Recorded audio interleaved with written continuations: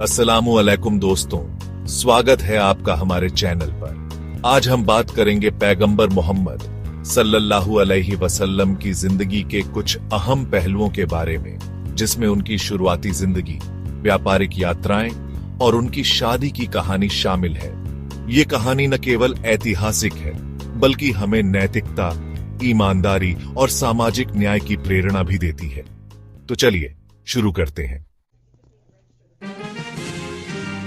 पैगंबर मोहम्मद सल्लल्लाहु अलैहि वसल्लम केवल 15 साल के थे जब सैक्रिलेजियस युद्ध शुरू हुए। ये युद्ध कई सालों तक चले, जिसमें कुरैश और बनु किनाना एक तरफ थे और कैसैलान कबीले दूसरी तरफ। इसे सैक्रिलेजियस इसलिए कहा गया क्योंकि इस दौरान पवित्र महीनों का उल्लंघन किया गया। इन युद्धों में हरब बिन उमैया, जो अपनी प्रतिष्ठा और सम्मानजनक वंश के कारण कुरैश और उनके सहयोगियों के नेता थे, ने अहम भूमिका निभाई।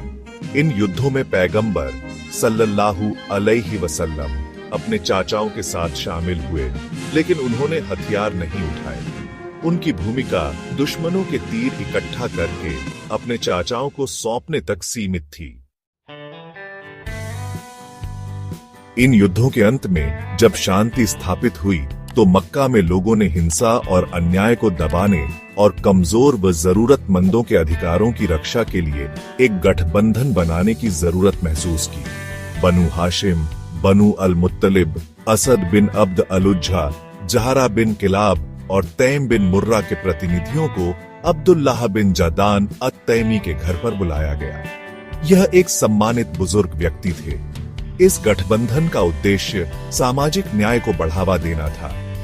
पैगंबर सल्लल्लाहु अलैहि वसल्लम, जिन्हें बाद में नबूवत, नबी बनने का सम्मान प्राप्त हुआ, ने इस गठबंधन को देखा और इसकी तारीफ की।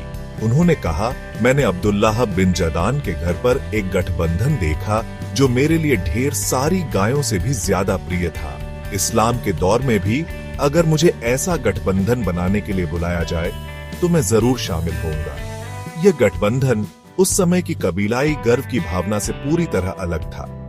इसकी स्थापना की कहानी यह थी कि जुबैद कबीले का एक व्यापारी मक्का आया और उसने अल अस बिन वाइल अस सहमी को कुछ सामान बेचा, लेकिन अल अस ने धोखे से उसका पैसा देने से इनकार कर दिया। व्यापारी ने कुरैश के विभिन्न कबीलों से मदद मांगी, लेकिन किसी ने उसकी नहीं सुनी। फिर उसने एक पहाड़ की चोटी पर चढ़कर अपनी शिकायत को कविताओं के जरिए जोर जोर से सुनाया। इसकी खबर अज जुबैर बिन अब्दुल मुत्तलिब को मिली, जिन्होंने इस मामले की जांच की। आखिरकार गठबंधन ने मिलकर अल अस से जुबैदी का पैसा दिलवाया। पैगंबर सल्लल्लाहु अलैहि वसल्लम ने अपनी शुरुआती जवानी में कोई विशेष काम नहीं किया, लेकिन यह बताया जाता है कि उन्होंने बनु साद और मक्का में चरवाहे का काम किया। 25 साल की उम्र में वे खदीजा रजी अल्लाहु अन्हा के लिए व्यापारी के रूप में सीरिया गए। इब्न इशाक के अनुसार खदीजा, जो ख्वैलिद की बेटी थीं, एक सम्मानित और धनी व्यापारी महिला थीं। वे पुरुषों को अपने व्यापार के लिए काम पर रखती थीं और बदले में उन्हें मुनाफे का हिस्सा देती थीं। कुरैश लोग ज्यादातर व्यापारी थे। जब खदीजा को पैगंबर सल्लल्लाहु अलैहि वसल्लम की सच्चाई, ईमानदारी और नेक स्वभाव के बारे में पता चला, तो उन्होंने उन्हें बुलाया। उन्होंने पैगंबर को सीरिया जाकर व्यापार करने का प्रस्ताव दिया और बाकियों से ज्यादा हिस्सा देने का वादा किया। साथ ही उन्होंने अपने नौकर मैसारा को उनके साथ भेजा। पैगंबर ने यह प्रस्ताव स्वीकार किया और मैसारा के साथ सीरिया गए। जब वे मक्का लौटे तो खदीजा ने देखा कि उनके व्यापार में पहले से कहीं ज्यादा मुनाफा और बरकत थी। मैसारा ने भी पैगंबर के अच्छे व्यवहार, ईमानदारी, गहरी सोच, निष्ठा और विश्वास की तारीफ की। खदीजा को लगा कि वे अपने लक्ष्य तक पहुंच गई हैं। कई प्रमुख पुरुषों ने उनके साथ शादी का प्रस्ताव रखा था, लेकिन उन्होंने हमेशा उन्हें ठुकरा दिया। खदीजा ने अपनी दोस्त नफीसा, जो मुनिया की बेटी थी, से अपनी इच्छा जाहिर की। नफीसा ने तुरंत पैगंबर सल्लल्लाहु अलैहि वसल्लम से बात की और उन्हें यह खुशखबरी दी। पैगंबर ने सहमति दी और अपने चाचाओं से खदीजा के चाचा से बात करने को कहा। इसके बाद उनकी शादी हो गई। शादी का अनुबंध बनु हाशिम और मुदर के प्रमुखों की मौजूदगी में हुआ। यह शादी पैगंबर की सीरिया यात्रा के बाद हुई। उन्होंने खदीजा को 20 ऊंटों की मेहर दी। उस समय खदीजा की उम्र 40 साल थी और वे अपने कबीले की सबसे श्रेष्ठ महिला मानी जाती थी, चाहे वह वंश, धन या बुद्धिमत्ता हो।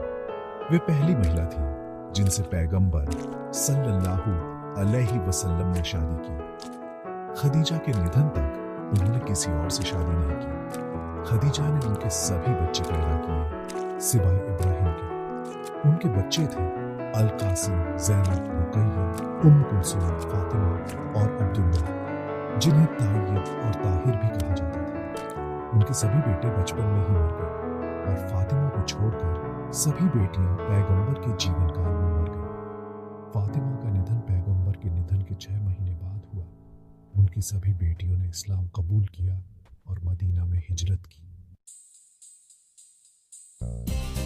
तो दोस्तों, ये थी पैगंबर मोहम्मद सल्लल्लाहु अलैहि वसल्लम की जिंदगी की कुछ प्रेरणादायक कहानियां।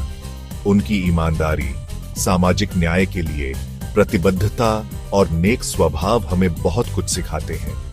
अगर आपको यह वीडियो पसंद आया हो तो लाइक करें, शेयर करें और हमारे चैनल को सब्सक्राइब करना न भूलें। नोटिफिकेशन बेल को दबाएं ताकि आपको हमारे नए वीडियो की सूचना मिलती रहे। आप अपने विचार कमेंट सेक्शन में जरूर शेयर करें। मिलते हैं अगले वीडियो में, तब तक के लिए अल्लाह हाफिज।